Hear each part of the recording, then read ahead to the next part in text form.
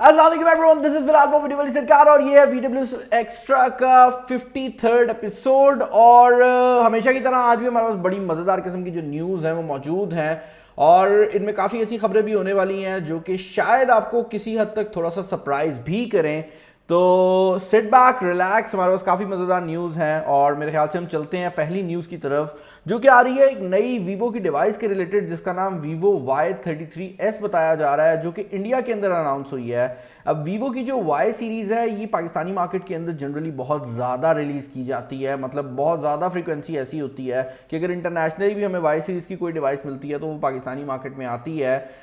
यहाँ पर अगर आप इसको गौर से देखते हैं तो this feels like a very closer device to जो डिवाइस हमें पाकिस्तान में Y53s के नाम से आई है। इसके अंदर जो मेजर चेंजेस हैं, एक तो आप बैक पर कैमरा डिज़ाइन देख सकते हैं, वो थोड़ा डिफरेंट बनाया गया है जो कि मुझे रिफ्रेशिंग लग रहा है टू बी वेरी ऑनेस्ट, क्योंकि वीवो जनरली एक बड़ा ही क्लोजअप डिज़ाइन लैंग्वेज जो है वो फॉलो कर रही है।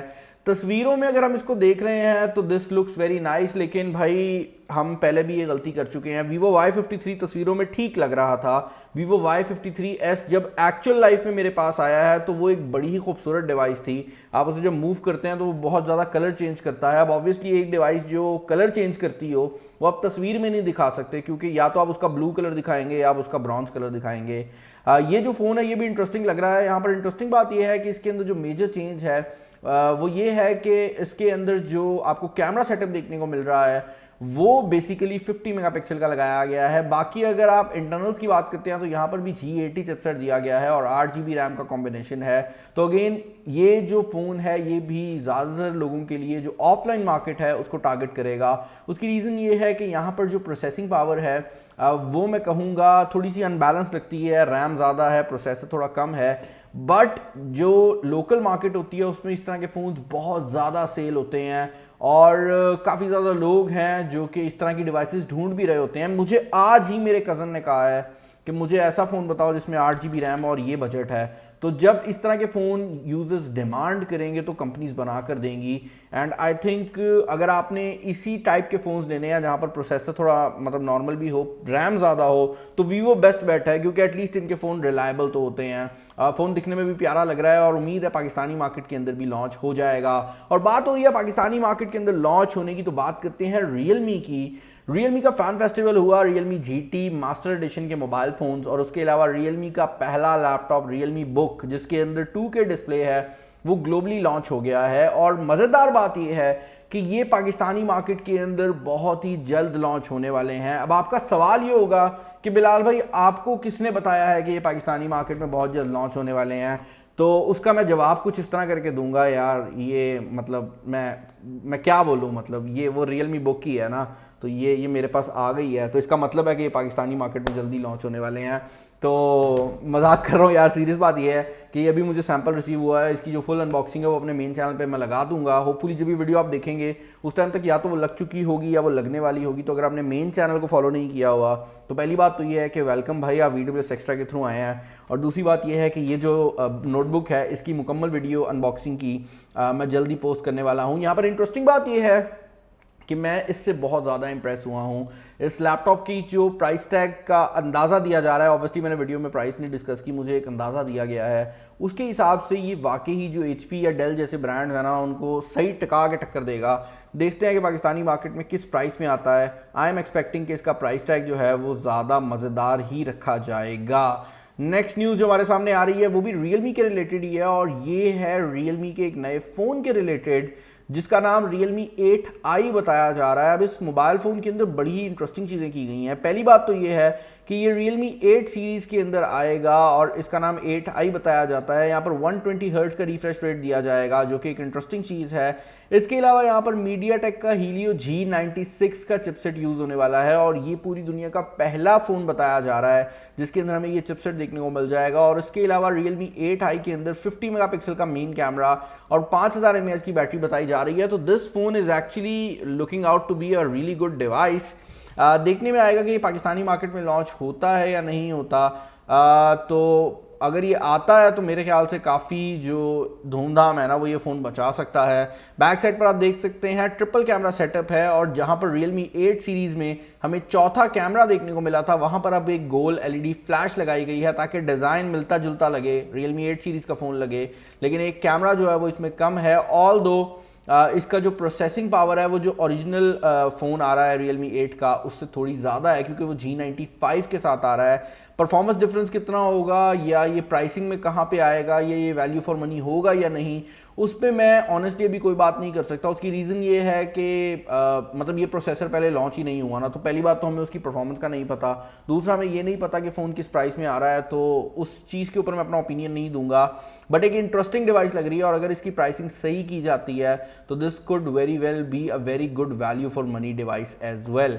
और जहां तक बात है वैल्यू फॉर मनी डिवाइस की, तो एक और चीज़ जो कि बड़ी इंटरेस्टिंग हो रही है वो ये है कि ओप्पो भी अपनी F19 सीरीज़ के अंदर एक नया मॉडल लॉन्च कर रहा है जो कि ओप्पो F19s के नाम से आने वाला है। अब ये जो मॉडल है ये बेसिकली एक लोअर एंड वेरिएंट होने वाला है ओप्पो F19 सीरीज़ का। यहाँ पर ओप्पो F19 के अंदर हमें 6.43 इंचेस का एमोलेड डिस्प्ले देखने को मिला था और स्नैपड्रैगन 662 का प्रोसेसर मिला था।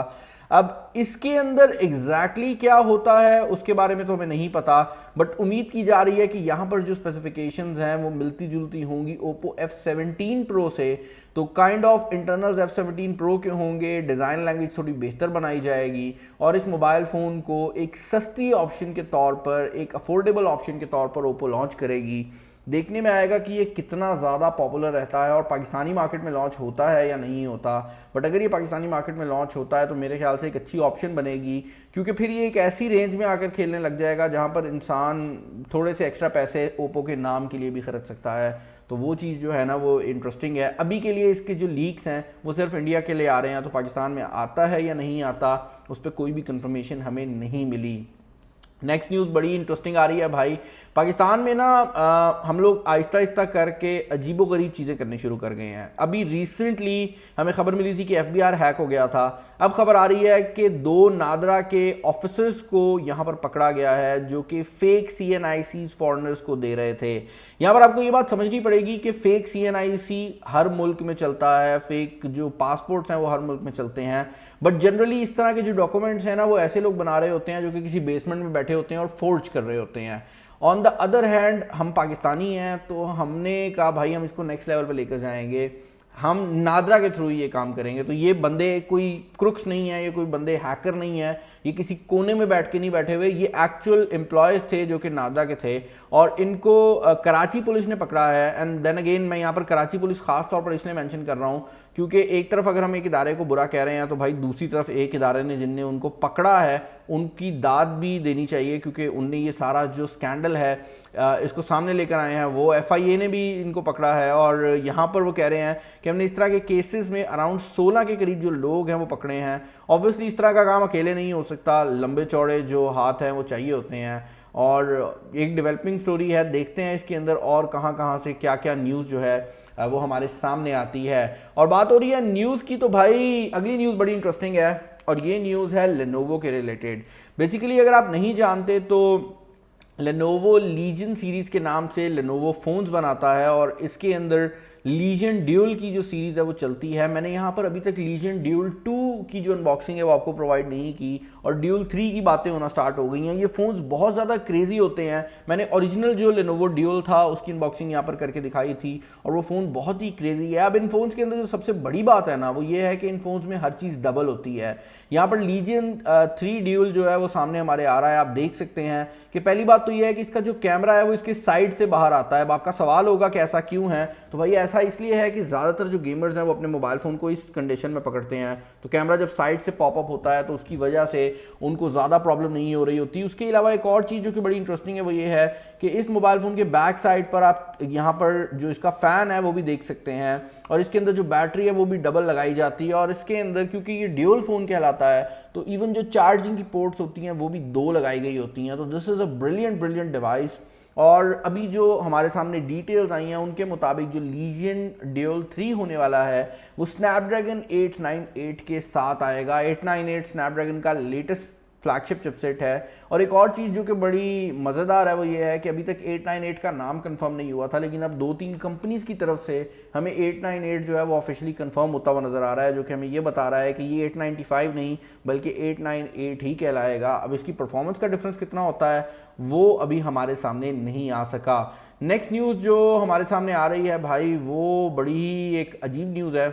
लाइक ये न्यूज़ तो अच्छी है लेकिन जो हरकत हुई थी वो बड़ी अजीब हुई थी। अगर आपको नहीं पता तो पाकिस्तान के अंदर बैंक्स में जब आप ट्रांसफ़र करते हैं फंड्स तो हर 25,000 के ऊपर 0.1% के जो चार्जेस हैं वो इंक्लूड कर दिए गए थे, जिसका मतलब ये है कि हर 25,000 पर आपको तकरीबन 200 रुपया जो है वो पड़ रहा है। अब एक तरफ अगर आप देखें कि 25,000 पे 200 पड़ रहा है तो that's not a big amount of money, but आपको ये बात समझनी पड़ेगी कि ये पैसा क्यों पड़ रहा है। लाइक मुझे ये बात समझ नहीं आती कि मैंने एक पैसा कमाया, उससे मैंने एक टैक्स दिया गवर्नमेंट को। जब मैं वो पैसा कमा रहा था तो मैंने उस पर गवर्नमेंट को टैक्स दिया, उसके बाद गवर्नमेंट ने वो पैसा मुझे दे दिया। उसके बाद मैं अगर उस पैसे से कोई चीज़ खरीदने जा रहा हूँ उस पर भी टैक्स है, मैं उस पैसे से कॉल्स कर रहा हूँ तो फ़ोन के बैलेंस पे भी टैक्स है।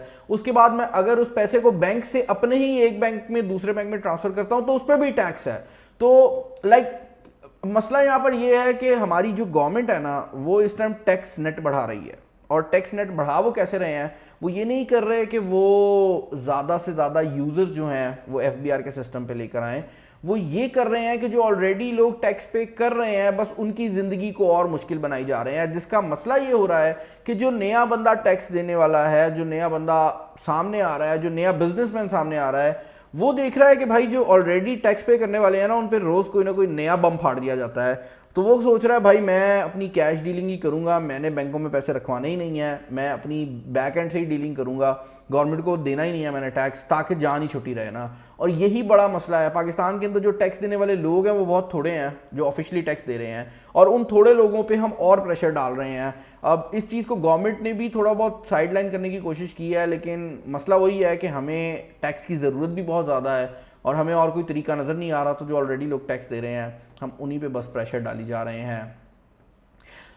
नेक्स्ट न्यूज़ जो हमारे सामने आ रही है भाई थोड़ी बेहतर न्यूज़ है, टैक्स के रिलेटेड नहीं है, वीवो के रिलेटेड है। वीवो के 2 मॉडल्स जो हैं वो हमारे सामने आए हैं, जिनमें उनका मॉडल नंबर बताया जाता है V2130A, और दूसरा मॉडल भी जो है वो इसी तरह का दिखाया जा रहा है जिसका नाम है V2131A। अब ये जो दोनों मॉडल्स हैं इनके अंदर जो डिटेल्स बताई जा रही हैं वो ये हैं कि ये दोनों मॉडल डायमेंसिटी 900 के चिपसेट के साथ आ रहे हैं।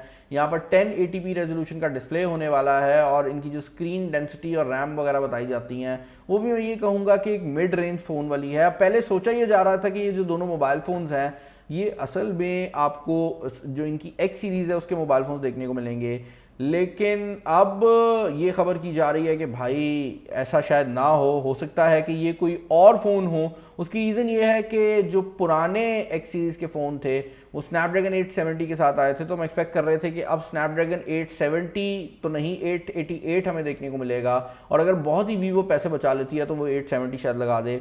लेकिन क्योंकि इसके अंदर डायमेंसिटी 900 है तो उम्मीद की जा रही है कि या तो ये वीवो के फ़ोन्स हैं और कोई मिड रेंज फ़ोन्स हैं, या फिर हो सकता है कि ये वीवो के सब ब्रांड आईक्यू की डिवाइसेस हों। तो अभी इस चीज़ पे कंफर्मेशन नहीं है, लेकिन वो जो रूमर्स आ रहे थे ना कि वीवो X70 आ गया है, X70 प्रो सीरीज सामने आ गई है, वो सब रूमर्स जो थे वो इन डिवाइसेस की वजह से थे, जो कि अब बता रहे हैं कि भाई ये जो डिवाइसेस है ना ये असल में उस सीरीज़ की नहीं है। हो सकता है कि ये वीवो की V21 के अंदर ही कोई नए मॉडल्स लॉन्च हो जाएं, या किसी और नाम से भी ये मॉडल्स जो हैं हमारे सामने आ सकते हैं। नेक्स्ट न्यूज़ जो आ रही है वो स्पॉटिफाई पाकिस्तान की तरफ से आ रही है। स्पॉटिफाई पाकिस्तान जो है इस टाइम ऑफिशियली अवेलेबल है पाकिस्तान के अंदर, और इन्होंने जो अपना फ्रेश फाइंड्स का प्रोग्राम है ये पाकिस्तान के अंदर ऑन कर दिया है। बेसिकली इस टाइम पर जितने भी सोशल मीडियाज़ हैं, जितनी भी कंपनीज हैं, वो कोशिश कर रही हैं कि कोई ऐसा तरीक़ेकार बनाया जाए जहाँ पर जो ऑलरेडी लोग सोशल मीडिया में क्रिएटर्स हैं उनको भी बुरा ना लगे, और जो नए लोग आ रहे हैं उनको भी प्रमोशन मिल सके। तो ये बड़ा मुश्किल है। यूट्यूब इस चीज़ को कर रही है ट्रेंडिंग क्रिएटर की फॉर्म में। हमने टिकटॉक को भी देखा है कि टिकटॉक जब आप ओपन करते हैं तो एक ट्रेंडिंग क्रिएटर का ऑप्शन आता है, जहाँ पर नए क्रिएटर्स जो हैं वो सामने लेकर आना ज़रूरी होता है इन सोशल मीडियाज़ के लिए। तो अब स्पॉटिफाई भी इस तरह का कुछ काम कर रही है जिसको वो फ्रेश फाइंड्स कह रहे हैं। नेक्स्ट न्यूज़ जो आ रही है भाई, ये नादरा की तरफ से आ रही है, और नादरा के 2 ऑफिशियल ज़रूर जो थे वो पकड़े गए हैं, लेकिन नादरा ने कुछ बेहतर भी किया है। और वो बेहतरी ये है कि नादरा ने एक नया वेरिफिकेशन सिस्टम जो है वो लॉन्च किया है, जो कि आपके आइडेंटिटी कार्ड्स को भी वेरीफाई कर सकता है और उससे ज़्यादा आपके फैमिली ट्री को भी वेरीफाई कर सकता है। अब जिनको नहीं पता कि फैमिली ट्री क्या है, तो नादरा के पास आपकी जो फैमिली है ना, उसका एक पूरा ट्री मौजूद होता है। ट्री का मतलब ये है कि आपकी फैमिली में कौन कौन से लोग हैं जो आपसे रिलेटेड हैं, उसकी मुकम्मल डिटेल्स मौजूद होती हैं। आप जनरली जब भी कहीं बाहर जाते हैं तो आपका फैमिली ट्री आपसे रिक्वायर किया जाता है, और कोई भी ऐसा काम आप कर रहे होते हैं जिसमें ज़रा आपकी ज़्यादा इन्फॉर्मेशन रिक्वायर्ड है, तो आपका फैमिली ट्री चेक किया जाता है कि आपके घर में कौन कौन है, आपकी फैमिली में कौन कौन है। तो नादरा जो है इस चीज़ को वेरीफाई करने के लिए अब ऑफिशियली एक डिजिटल सिस्टम दे रही है, ताकि आप देख सकें कि आपके फैमिली ट्री में कौन कौन लोग शो हो रहे हैं, और ऐसा ना हो कि आपके फैमिली ट्री में कोई ऐसा बंदा शो हो रहा हो जो कि असल में आपकी फैमिली से बिलोंग नहीं करता, क्योंकि इसको यूज़ करते हुए काफ़ी स्कैम्स भी किए जा सकते हैं। अगर मेरी फैमिली में कोई ऐसा बंदा है लेट से जिसके कोई पुराने केसेस हैं या उसने कोई गलत काम किया हुआ है, तो मैं कोशिश करूंगा कि मैं अपना फेक फैमिली ट्री बना दूं, ताकि वो बंदा जो है मेरी फैमिली में शो ना हो। और इसके चक्कर में काफ़ी मसले मसाइल भी आते हैं, स्पेशली जब आप वीज़ा लगवा रहे होते हैं तो उस टाइम फैमिली ट्री रिक्वायर्ड होता है। तो मैंने जब लास्ट टाइम फैमिली ट्री निकलवाया था तो नादरा के ऑफिस जाकर निकलवाया था, लेकिन सपोजिटली अब आप ऑनलाइन भी निकलवा सकते हैं। नेक्स्ट न्यूज़ जो है भाई, Xiaomi 11T और 11T Pro के रिलेटेड आ रही है। मैंने यहाँ पर Mi 11T 11T Pro नहीं कहा, मैंने Xiaomi 11T और 11T Pro कहा है। उसकी रीज़न ये है कि Xiaomi ने ऑफिशियली ये बात अनाउंस कर दी है कि Mi का जो नाम है वो Xiaomi ख़त्म कर रही है।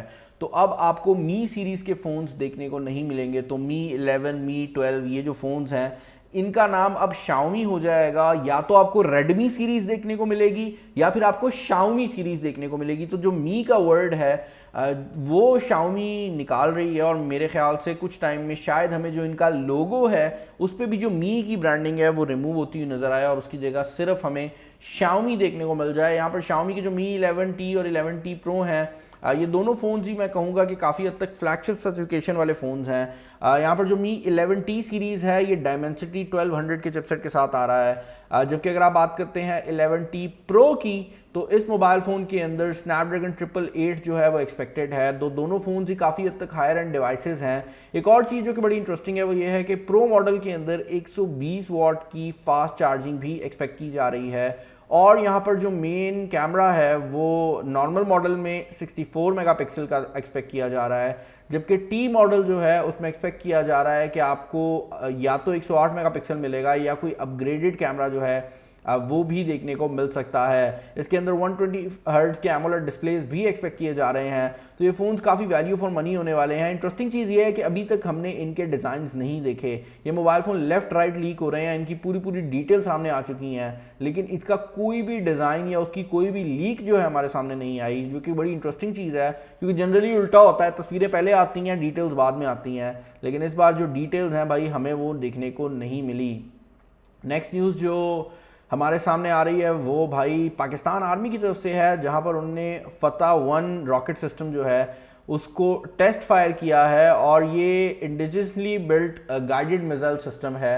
जिनको नहीं पता गाइडेड मिसाइल्स क्या होते हैं, तो भाई बेसिकली गाइडेड मिसाइल्स ऐसे रॉकेट सिस्टम होते हैं जिनको आप कंट्रोल कर सकते हो, और ये जो सिस्टम है ये पाकिस्तान ने खुद डेवलप किया है, और ये कन्वेंशनल वॉरहेड को 140 किलोमीटर तक पहुंचा सकता है। और इसकी मेन चीज़ ही ये है कि ये बहुत ज़्यादा प्रिसीजन टारगेटिंग कर सकता है। तो आप अगर किसी जगह को ख़ास तौर पर टारगेट करना चाहते हैं तो उस टाइम पर गाइडेड मिसाइल्स जो हैं इनकी बहुत ज़्यादा ज़रूरत पड़ती है। इसकी जो ऑफिशियल वीडियो है वो भी जो ISPR है उसने दिखाई है। तो if you want to see that, आप ISPR का जो ऑफिशियल ट्विटर हैंडल है उसको जाकर चेकआउट कर सकते हैं, और उसके ऊपर ये वीडियो जो है आपको देखने को मिल जाएगी।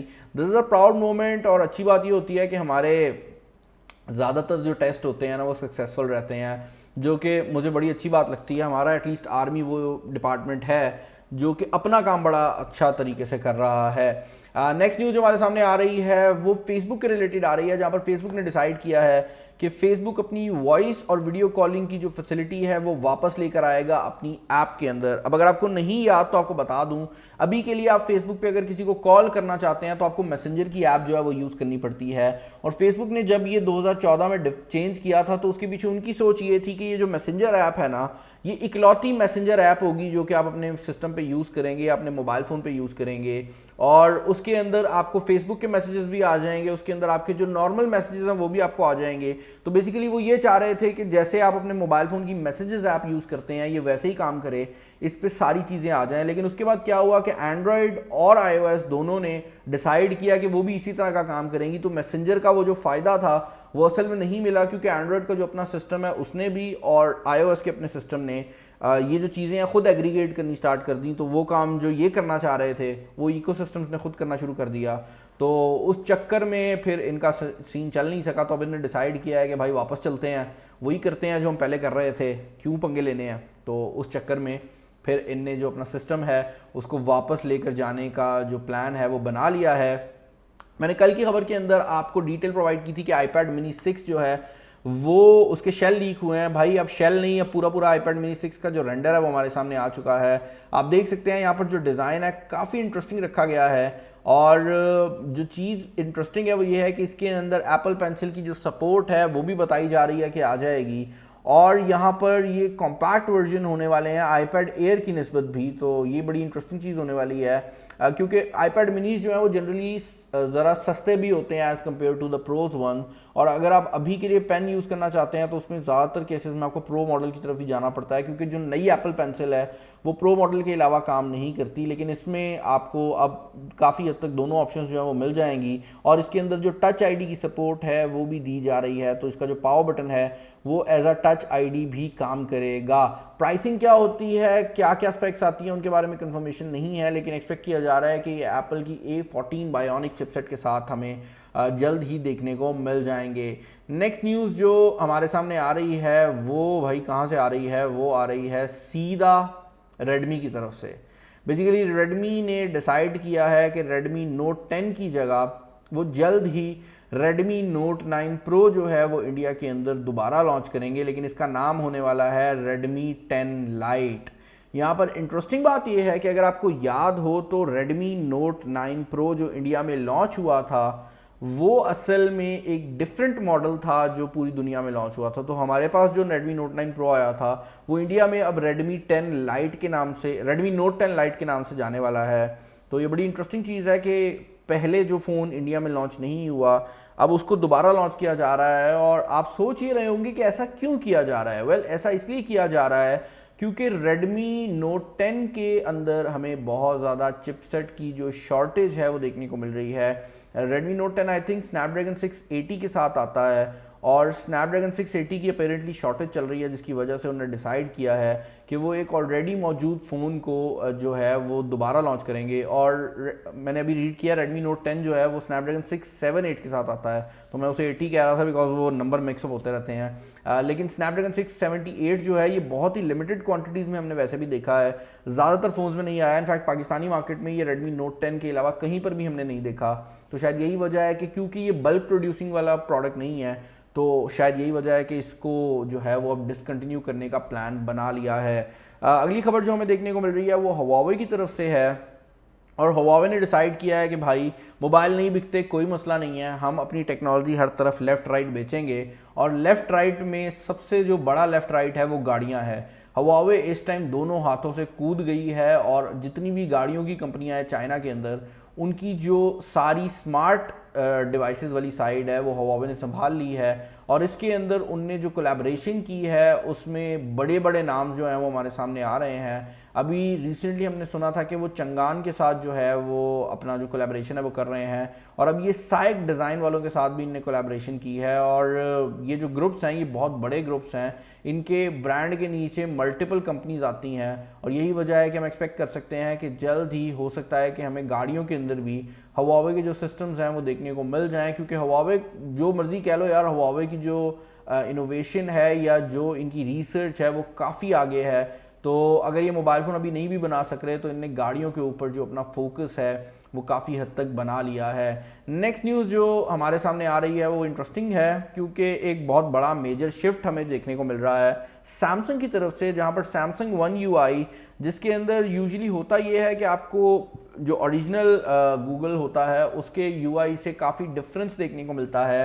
उन्होंने डिसाइड किया है कि जब एंड्रॉयड 12 की हम अपडेट देंगे तो उस टाइम पर आपको जो गूगल का मटेरियल डिज़ाइन है, जो एंड्रॉयड 12 का मेन डिज़ाइन चेंज बताया जा रहा है, वो वन यूआई में भी देखने को मिलेगा। इससे पहले क्या होता था कि सैमसंग का डिज़ाइन बिल्कुल सेपरेट होता था, और अगर एंड्रॉयड के ऑफिशियल की तरफ से हमें कोई डिज़ाइन चेंज मिलता भी था तो सैमसंग के फ़ोन में वो नहीं आता था। लेकिन सैमसंग ने अब डिसाइड किया है कि वो एग्जैक्टली तो वो चीज़ नहीं करेंगे, लेकिन फिर भी आपको जो मटेरियल यूआई का मज़ा है वो वन यूआई के अंदर भी देखने को मिल जाएगा। तो ऐसे सारे सैमसंग यूज़र जो कि एंड्रॉयड 12 देखकर सोच रहे थे कि भाई हमें ये चीज़ मिलेगी या नहीं, तो भाई सैमसंग ये चीज़ आपको भी प्रोवाइड करने वाली है।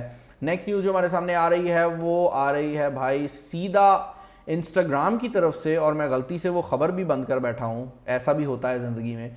अगली खबर जो आ रही है भाई वो इंस्टाग्राम की तरफ से आ रही है, जहाँ पर इंस्टाग्राम ने डिसाइड किया है कि स्वाइप अप लिंक जो है, जो मैं भी एक्सेस स्टोरी में कहता हूँ ना स्वाइप अप करें, तो भाई वो जो है वो जा रहे हैं और उसकी जगह वापस आ रहे हैं। वापस तो नहीं कहूँगा, अब पॉपुलर हो रहे हैं जो आपके दूसरे लाइन स्टिकर्स हैं वो, और ये जो लाइन स्टिकर्स है आप इनके ऊपर क्लिक करके भी वही काम कर सकेंगे जो कि आपको ऑलरेडी स्वाइप अप लिंक जो थे वो प्रोवाइड करते थे।